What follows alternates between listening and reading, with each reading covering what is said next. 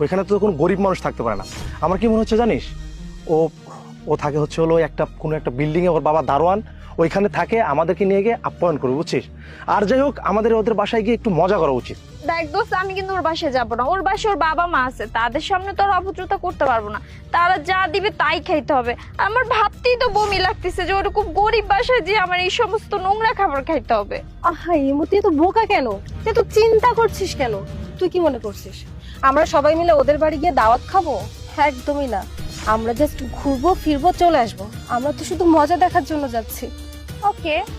হ্যাঁ, তাহলে ওই কথাই রইলো নাকি?